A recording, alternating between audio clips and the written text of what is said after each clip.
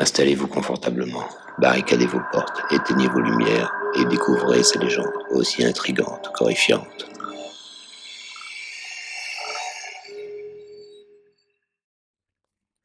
Bonsoir, soyez les bienvenus dans une nouvelle vidéo. Ce soir, je vais vous raconter 3 histoires paranormales que vous avez eu la gentillesse de m'envoyer à l'adresse mail suivante, votrehistoireparanormale@gmail.com. On commence par la première histoire.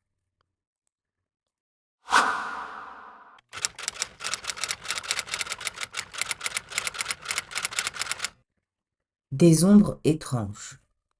Je m'appelle David et je n'ai vraiment jamais cru aux histoires paranormales jusqu'à ce qui m'est arrivé il y a quelques années. C'était un été et j'avais décidé de louer une vieille cabane au bord d'un lac pour échapper à la ville et à la chaleur étouffante.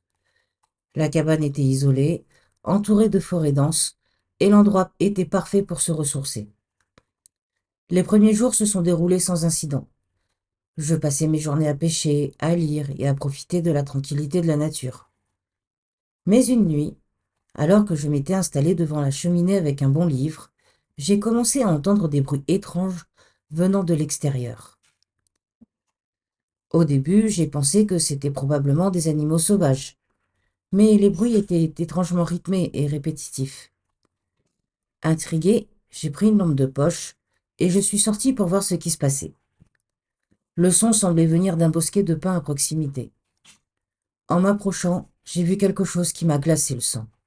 Des ombres sombres bougeaient parmi les arbres, et j'ai eu l'impression qu'elles formaient une sorte de cercle. J'ai allumé ma lampe de poche, et c'est là que j'ai vu les silhouettes. Elles avaient l'apparence de personnes, mais elles étaient translucides, comme des spectres. Elles se tenaient en cercle, se tenaient la main, et tournaient lentement dans le sens des aiguilles d'une montre. Leur visage était flou, mais je pouvais sentir leur regard sur moi. Paniqué, j'ai reculé, mais les ombres m'ont suivi, toujours en tournant dans ce cercle malsain.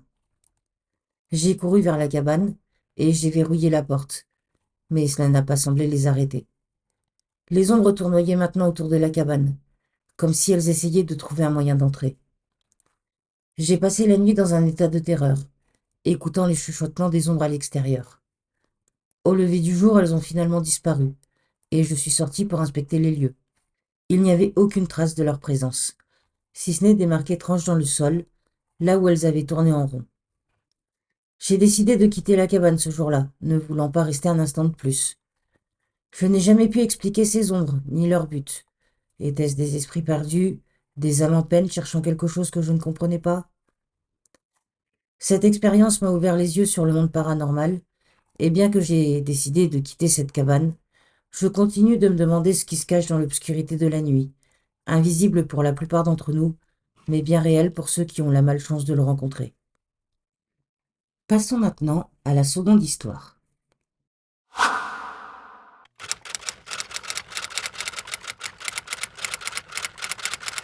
La bibliothèque hantée. Il y a quelques années, j'ai vécu une expérience paranormale qui continue de me hanter jusqu'à aujourd'hui. Cette histoire m'est arrivée lorsque j'étais étudiante en psychologie à l'université d'une petite ville isolée. Tout a commencé un soir d'automne, alors que je travaillais tard dans la bibliothèque de l'université. J'étais la seule étudiante présente, plongée dans mes recherches sur les phénomènes paranormaux. C'était un sujet qui m'avait toujours fasciné, mais je n'avais jamais pensé que j'en ferais l'expérience moi-même. Vers minuit, alors que je consultais un livre sur les maisons hantées, j'ai ressenti un froid intense qui m'a fait frissonner. J'ai attribué cela à la vieille climatisation défaillante de la bibliothèque. Mais ensuite, les lumières se sont mises à clignoter de manière inquiétante, et j'ai commencé à entendre des chuchotements indistincts autour de moi. J'ai fermé le livre et j'ai regardé autour de moi, mais il n'y avait personne d'autre dans la pièce. Pensant que mon esprit me jouait des tours, j'ai essayé de me concentrer sur mes études. Mais les phénomènes étranges se sont intensifiés. Des livres ont commencé à tomber des étagères, et j'ai eu l'impression que quelqu'un ou quelque chose me regardait. Mon rythme cardiaque s'est accéléré, et j'ai décidé de quitter la bibliothèque. En sortant, j'ai croisé le gardien de nuit, monsieur Johnson. Il m'a demandé si j'allais bien, car il avait entendu parler de phénomènes étranges se produisant dans la bibliothèque la nuit. Je lui ai raconté ce qui s'était passé, et il m'a dit que la bibliothèque était construite sur le site d'une ancienne maison hantée. Lors de la construction de la bibliothèque, les ouvriers avaient découvert des artefacts étranges et des ossements humains sous le bâtiment. Monsieur Johnson m'a conduit dans la salle des archives et m'a montré d'anciennes photographies de la maison qui se trouvait autrefois à cet endroit. Les histoires de la maison hantée étaient bien connues dans la région. On racontait que les esprits de ceux qui avaient vécu étaient toujours présents, cherchant une forme de rédemption pour les actes horribles qui avaient eu lieu dans cette maison. Après cette nuit, je suis retourné à la bibliothèque plusieurs fois, cherchant à comprendre les phénomènes paranormaux qui s'y produisaient. J'ai enregistré des bruits étranges, pris des photos inexplicables, et même ressenti la présence de ces esprits. Au fil du temps, j'ai réalisé que je n'étais pas seul dans cette quête. D'autres étudiants avaient été également attirés par les mystères de la bibliothèque. Finalement, nous avons formé un groupe d'études paranormales, et ensemble, nous avons entrepris de communiquer avec les esprits de la maison hantée. Ce que nous avons découvert était à la fois terrifiant et éclairant, nous donnant un aperçu troublant de l'au-delà. Alors, pour cette histoire, je suis un peu déçue, entre guillemets, que ça se finisse comme ça. Je suis d'une nature très curieuse et j'aurais vraiment aimé savoir ce que vous avez découvert. Dites-moi, vous, ce que vous en pensez en commentaire. Passons maintenant à la troisième et dernière histoire.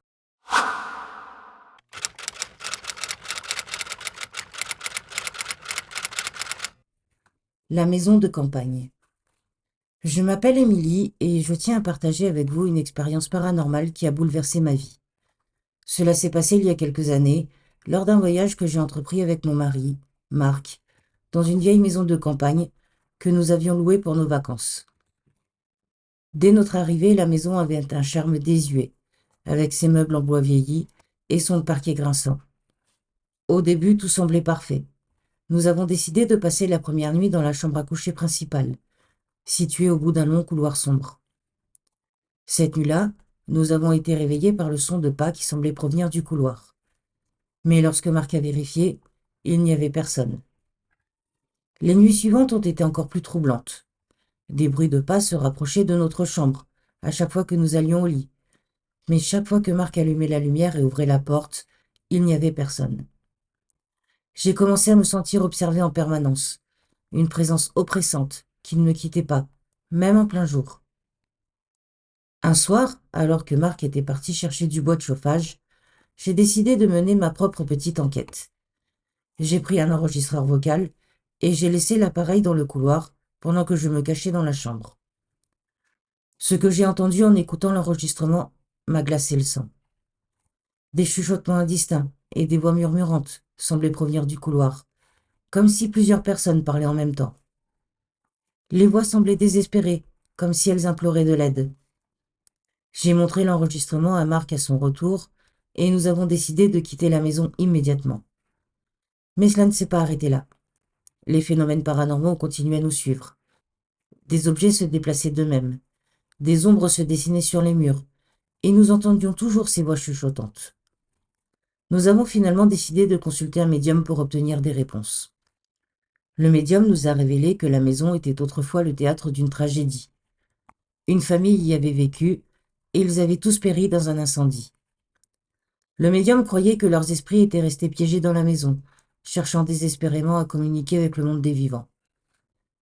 Nous avons pris la décision de quitter définitivement la maison, mais avant de partir, nous avons organisé une cérémonie de libération pour les âmes tourmentées. Le médium a dirigé la cérémonie, et nous avons ressenti une paix étrange au fur et à mesure que les phénomènes paranormaux disparaissaient. Mon mari et moi avons continué notre vie, mais cette maison de campagne hantée restera à jamais gravée dans notre mémoire. Eh ben, tu m'étonnes que ça restera à tout jamais dans ta mémoire. Je comprends pas un truc parce que tu dis que quand tu as montré l'enregistrement à ton mari, vous avez décidé de quitter la maison. Et ensuite, quand tu dis que le médium vous avait révélé qu'il y avait une famille qui avait péri dans un incendie dans cette maison, Vous avez pris la décision de quitter définitivement la maison. Mais quelle maison? La maison de campagne ou votre maison à vous? J'aimerais savoir. Si tu passes par là, dis-le-moi en commentaire. Voilà, j'espère que ces histoires vous ont plu. N'hésitez pas à liker et à partager la vidéo. Laissez-moi un commentaire pour me dire ce que vous en avez pensé. N'hésitez pas à vous abonner si ce n'est pas déjà fait. Je vous fais des gros bisous et je vous dis à bientôt.